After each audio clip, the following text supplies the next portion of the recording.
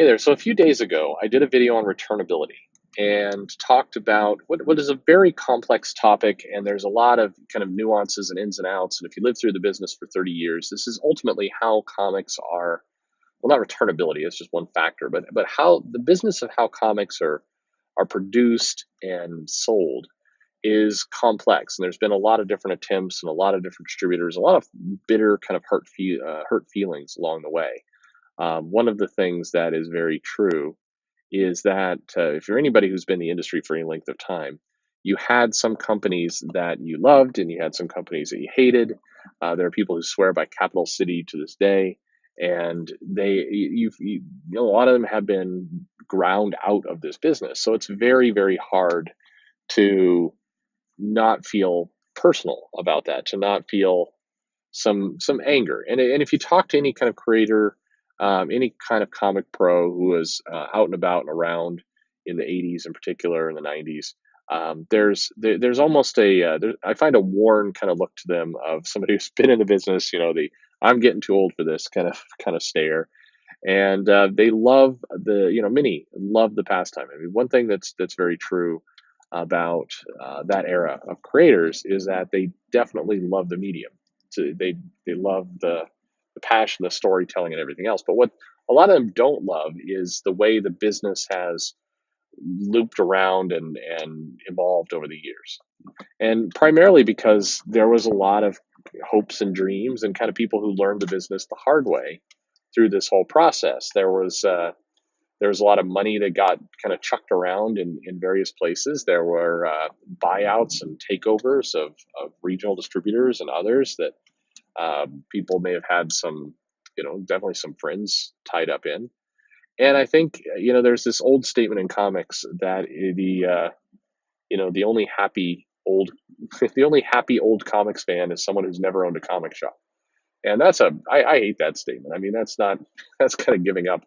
But there's that if you deal with this business for a long time, it's tough and it does wear on you. And by the way, it's just one more reason I'll insert this, but it's hard for people to understand. I'm not going to try and dismiss their concerns by going too much into it. But when you see kind of the more recent social media complaints around creator behavior or Twitter feuds or are the fans getting the respect they need, all the rest. I mean, there's some legitimate concerns in there, but when you've watched kind of your industry get torn up and re-put back together, and you've had friends who have lost their jobs and everything else over the course of a decade or more, it you find that you can't take that stuff completely seriously, and in many cases you lash out because you had this personal passion tied up in this business, and now somebody's coming along to tell you need to be nicer on Twitter, and you're like, your brain just won't connect those two dots. So again, I don't say that to dismiss any of the current complaints and the things, and there are definite legitimate grievances in there. There are, but that's one of the reasons why people respond the way they do. It's not just they're jerks; it's they've lived a tough life in this business. This business is not easy. So, uh, you know, so coming off of returnability again, it's one point that I wanted to drive home that we talked about a little bit in the last video, but we'll go into a little bit more here, is that when people look at sales figures and they say, Crisis sold, back in the day, a DC event would sell 250,000 copies, 300,000 copies. And today, a Marvel event can barely scratch 100. And that's just a clear example of how the business is coming apart. Like, well, so again, yes and no. So the no part, and this is the part that gets people hung up, is if you go strictly by the figures, if you go strictly by the amount of purchases that were made from the mass market, the newsstand, to the general market, then you definitely are going to have a difference because of returnability. Like I mentioned last time, when the direct market's taking a chance, they're only ordering what they can sell. And so when you look at the sales figures and you look at what was returned, what you find are the numbers are pretty close to what we have today. Not exactly, they were higher, but they were close.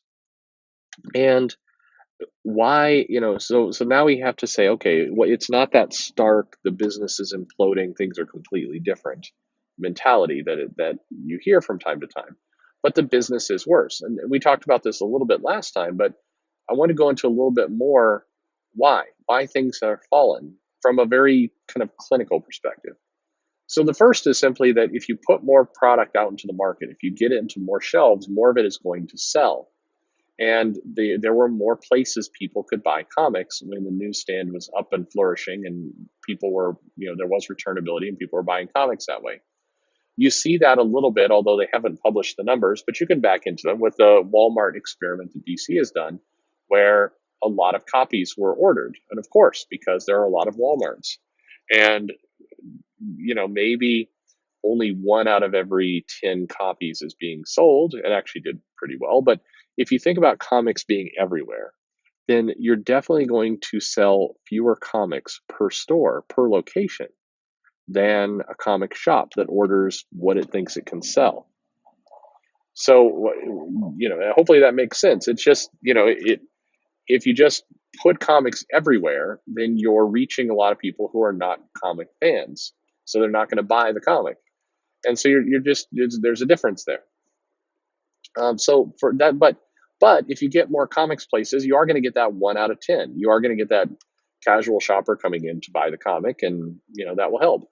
And I do think therein lies a big clue to the industry and where we're at, because even though it was hugely wasteful and it was not the best blanketed approach, and how many kids hang out in gas stations today anyway, so that would that even be any kind of viable route? um, More exposure is good. Exposure brought in a new audience. The new audience is some of what we're banking on today. They invested in that new audience, and now we're withdrawing from that new audience as they've aged and they found their way into comic stores. But that's one reason the sales were higher. It's just more places. The next reason is that there, I think that the current publishing of events and limited series and reboots and relaunches, it's informed the comic buying audience just a little bit too well that this is a money grab, that this is, yes, of course, comics are for profit. Of course, people want to make a business with it.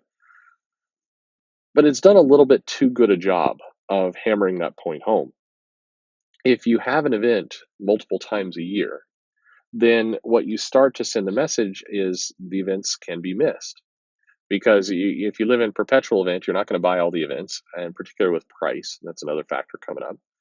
But you basically are you've cheapened kind of the core title. And the other problem is events and limited series and even reboots are temporary. So every time you end a series, you give people a jumping off point. And if you give people a jumping off point, then some will jump off, kind of like that saying 1 in 10 people in a gas station might buy a comic. Well, 1 in 10 event readers or readers of Thor will just stop buying after it concludes its run. Even if they know it's rebooting, they still don't want to come back to it.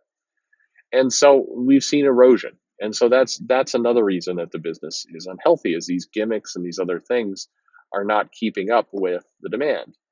And if you talk to Marvel, or you see you go to some of the panels and everything, they will tout that they're having great years, and that's true. They are, and units are being sold, but it's a less reliable system now.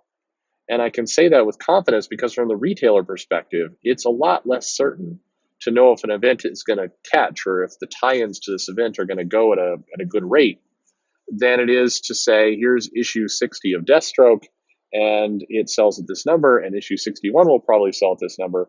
And you can predict kind of what's happening. When you go into more flux and more change, then you start to get more conservative with your orders, and that's also going to bring down the numbers.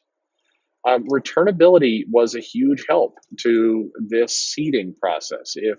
If the mass market could buy comics and could return them, then they it was almost like free marketing in effect. If publishers could throw a bunch of comics out there, people could have them on the shelves at kind of a no risk, and that could go on. That wasn't necessarily healthy either, because there was a lot of churn and there was a ton of waste.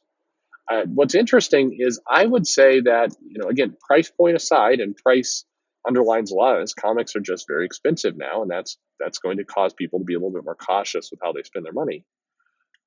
But consider, if you will, if we had returnability today, if Marvel and DC said, "Hey, we're going back to really pushing the newsstand."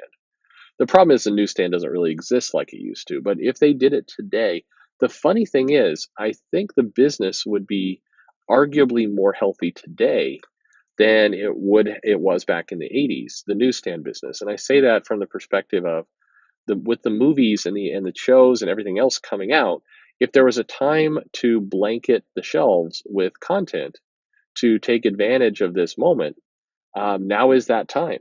I think that it would be very successful now. That I, I think that returnability in today's market, like Disney shows with a lot of their merchandise blitzes that they do around movies, I think returnability would be pretty huge. The problem, of course, is where you're going to put them.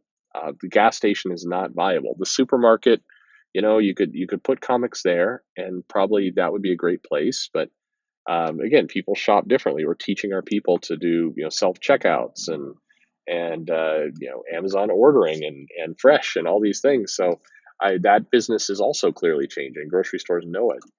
A good viable place would if for whatever bookstores still exist. Sure, absolutely, the bookstore should have comics.